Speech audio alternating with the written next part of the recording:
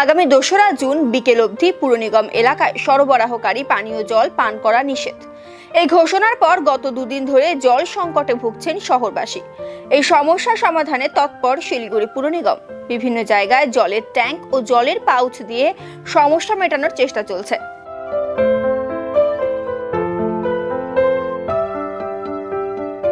জল সমস্যা দূর করতে শিলিগুড়ি পুর নিগমের নির্দেশে পিএইচই দফতরের তরফে শিলিগুড়ির বিভিন্ন জায়গায় বসানো হয়েছে মোবাইল ওয়াটার ট্রিটমেন্ট প্লান্ট। এর মাধ্যমে পরিশ্রুত পানীয় জলের পাউচ তৈরি করা হচ্ছে। বৃহস্পতিবার সকাল থেকে দক্ষিণ শান্তিনগর এলাকায় এই প্লান্টে কাজ চলছে। ফুলবাড়ি, একটিয়াশাল সহ 6টি জায়গায় এই মোবাইল ওয়াটার ট্রিটমেন্ট প্লান্ট বসানো হয়েছে। আজ সকাল থেকে দক্ষিণ শান্তিনগর এলাকার প্লান্ট থেকে 40,000-এর বেশি জলের পাউচ তৈরি করা হয়েছে।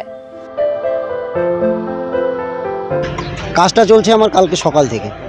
আমাদের ডেকেছে পিএইচই, এটা মিউনিসিপ্যালিটি থেকে অর্ডার হয়েছে, ওখান থেকে আমাদের ডিপার্টমেন্টে পিএইচই ডিপার্টমেন্টে হয়েছে, ওখান থেকে আমাদের ডেকেছে। আমরা এসছি আলিপুরদুয়ার থেকে। আমার জলটা আসছে এই পাম্প থেকে আসছে, আসার পর আমার র ট্যাঙ্কে উঠছে।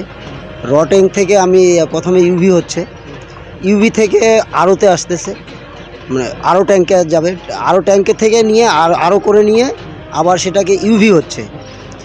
ইউভি হওয়ার পর সেটাকে একটা ট্যাঙ্কে জমা হচ্ছে, সেখান থেকে নিয়ে আমরা প্যাকিং করছি। ঘন্টায় 3800 থেকে 4000।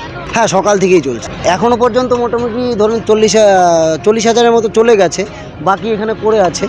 এটা আমাদের তো আপাতত বলেছে 2 তারিখ পর্যন্ত, হয়তো ইনকেস বাড়তে পারে পরে। এটা মোবাইল ওয়াটার ট্রিটমেন্ট প্ল্যান্ট। এই জলের পাউচ প্রথমে শিলিগুড়ির বিভিন্ন বড়তে যাবে, এরপর সেই জল সাধারণ মানুষের হাতে তুলে দেওয়া হবে।